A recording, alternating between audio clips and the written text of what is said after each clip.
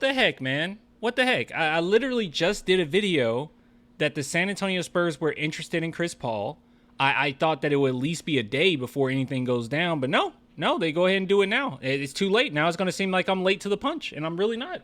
I want some rest. Are we having fun yet? The algorithm is ruined.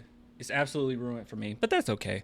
It's kind of funny because everything that I said in that past video, it still holds true right now. Like, I feel the exact same, and I think it's a pretty solid take. And a lot of Spurs fans in general are having solid takes about this. So I think it's good that I took, at least a couple hours to see what comes out. And there's quite a few things that I want to go over. I have a lot of tabs up, and I think that it'll be helpful to at least go through the thought process of the Spurs doing this. What does it mean for the team? And just some other takes that I've seen around that are kind of wild. Okay. Now, funny enough, this channel has been growing like crazy. You guys are great. Please, for the love of God, go subscribe to Spurs Invasion. Let me know what you think of this video in particular, the one that I just put up on Stephon Castle. And this is actually going to be a full circle moment because we're going to get back to something that I said in this video in particular. So let's go ahead and go one by one here. Yeah, start with Woj.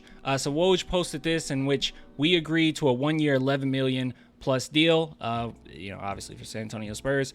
And one thing that a lot of Spurs fans were worried about is, how much would Chris Paul actually cost? Now, you guys know that I was not super high on getting Chris Paul months ago. And the reason being was, okay, this is going to cost quite a bit of money, but also I don't think that we'll fully be able to utilize Chris Paul with the team that we had. I don't think Blake Wesley is going to be like a starting point guard. I could be wrong, but he doesn't play like a point guard. I think his more natural position is the second guard. And then on top of it, Trey Jones, there's a ceiling with him, right? And I think where he is right now is kind of his ceiling. And I don't think having Chris Paul to give him some insight would make him that much better as a player. I'm just being real, just being honest. I don't think that brings him over the edge. And at the end of the day, he's a solid backup point guard. So it was either, okay, we're doing this for Trey Jones and we get Chris Paul, or we're expecting Chris Paul to save the day, which neither things were going to happen. So I was not on board with it. But as soon as he became available, I even said in the last video, this would be a good deal. It will be a really good deal to go ahead and get Chris Paul now that you have Stephon Castle. Speaking of Stephon Castle, he actually reacted. Not really, but he did. We all compare him to Devin Vassell and Kawhi Leonard in that regard. And yes, I don't know. I see more Kawhi than Devin Vassell. I think Devin Vassell has a little bit more energy. All he did was just repost Chris Paul joins Wemby in San Antonio Sports Center post. That's all he had to say. He didn't have anything else to say. Hey, how do you feel about Stephon? I don't know. Look what happened though. But you can tell that he's excited. And he's coming to the San Antonio Spurs at a perfect time. So he didn't necessarily have a take, but someone did. So someone had a take, and what is he doing? What is our boy doing? Now let's be honest here.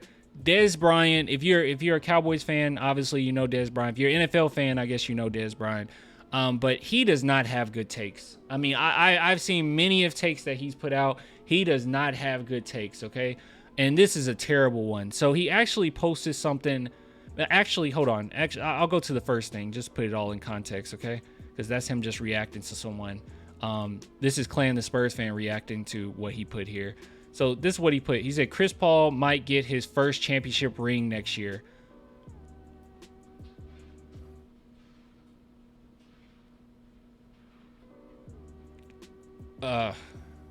Okay. And then he responded to someone replying to that with, Dez didn't take you as a casual. And then this is what he had to say. I mean, I look at player situations. Okay. Great move by CP3 and Coach Pop. This situation will be better than what most people think. They get another sharpshooter. It will be scary times in San Antonio. A ring? Look, if anyone thinks this, I don't think there's a lot of Spurs fans that think this, okay? But if anyone thinks this, no, getting Chris Paul does not mean the San Antonio Spurs are championship favorites. No, like, that's not No. And Chris Paul was with he was just with a better team not that long ago and still couldn't get a ring. This isn't no. No. He's older now. That this is not that situation. The Spurs don't have enough firepower to be going after a ring. We were one of the worst teams in the NBA this past season. This is huge. Don't get me wrong. Getting Chris Paul is huge for the team, and I'll talk about that in a little bit. But we may be a play-in team. I still think the Spurs will be a play-in team, but playoff the championship team that's insane, and that's just Dez Bryant having a bad take there. Also, someone says sharpshooter. It's really strange. No. Chris Paul is huge, and I'll talk about that in a little bit, but no. But moving on. Also, if you guys want to see Stephon Castle dunk, there you go. There's actually nothing here. I have nothing to say about this, but that's him dunking in a Spurs jersey. Hold on, he's gonna do it again. All right, okay. Wasn't that fun? Wasn't that enjoyable? This is the content you guys subscribe for, by the way. All right, but moving on. Now, this is what's huge, though, okay? This is what's fun. This is where things get fun. Ty Yeager brought this up, and I was thinking the same thing, buddy. Chris Paul has always been number 3. Now, we already know that there's been a lot of rumors and speculation that Keldon Johnson could be on his way out, which I think I don't usually advocate for. Oh wow, I gotta subscribe while I'm recording. That's crazy. Hey John, I need to turn that off while I'm recording. I don't actually advocate for like we need to trade this player. This player's garbage. I try not to, but I think this is one of those situations where Keldon just does not fit. As far as his salary, I won't go as far as to say he's overpaid or anything. He still has a really great contract. But at the end of the day, he doesn't fit with what the Spurs got going on. With the addition of Ingram, not saying that he's going to get a substantial amount of minutes, but I think that he can eventually, go into that role. They've already parted ways with Barlow. We'll see if that stays true. But as of right now, that's what happened. I think Keldon should be on his way out. I think you'll get something pretty decent for him. But this is a good speculation as well. Like Chris Paul does wear number 3. He's going to have to change that number, right? So either Keldon Johnson's changing that number or he's gone. This might be an indication, something small, but it might be an indication as well that, Keldon Johnson is on his way out. So there's no way Chris Paul doesn't get that number. I think that will be insane. But yeah, Keldon Johnson should be gone. And there's enough rumors going around that that's going to happen. So shout out to Ty Yeager for posting that. Ty Yeager's a good guy, by the way. You guys should follow Ty. All right, let's move on. Oh, I just want to show you guys this because I just thought it was fun. Yeah, so Chris Paul, from my memory, okay, I tried to look this up. It's hard to find. But from my memory, Chris Paul was the first to exchange jerseys with Wemby. I think he was the first. So he's been excited about Wemby for a very long time. But I believe this was preseason when this happened. And I don't think another player had done it with Wemby yet. I'm pretty sure he was the first. But this post is just funny. This is Chris Paul on his tippy toes exchanges. He didn't even have to do that. I think he was just doing that to be cute. But yeah, so there you go. All right, moving on. Next order of business. I brought this up in the last video, but I think that it is still relevant and we need to talk about this. So we've said many a times, we said this all last season as well, that Chris Paul wanted to play for the San Antonio Spurs, but one of the things that stopped him from doing so was this. In Boston. So going to the Spurs, do you know what the biggest wild card is? Greg Popovich. Some people think that he may have, a year or two left. So that's not the Spurs without Greg Popovich. The Boston. So there you go. So he said before that we were on the table. This is back in 2017, in which he wanted to come to the Spurs and he was thinking about it, but he was like, Pop might not be there that long. And 2017 CP3 is a different player than he is now. Now he's still decent. He's still decent, but CP3 back then he was a hot commodity. Okay. So just wanted to bring that to your attention. He has always wanted to play for Popovich, but that's what held him back. And now, I mean, at this point in his career, there should be no doubts as far as like who stays, who goes. But yeah, so no big deal there. Hold on, just got news. ESPN. It says guarding Paul deal. ESPN Plus. Chris Paul will be massive immediate upgrade at point guard as he becomes a veteran mentor to Victor Wembanyama. Pelton said that. All right, so Pelton has a bad take. This is my take. All right, that's ESPN. Just thought with some other breaking news that we could go over, but no, not necessarily. So that's not the case, okay? And I think this is actually a good segue. This is actually a smooth segue. Everyone's talking about him being a mentor to Wemby, which obviously he's going to be a mentor to Wemby, obviously. But I think what's the most important part of all of this is this guy, right? Go follow Spurs Invasion, subscribe to Spurs Invasion. But I talk about it in this video, Stephon Castle, and what his ceiling could potentially be.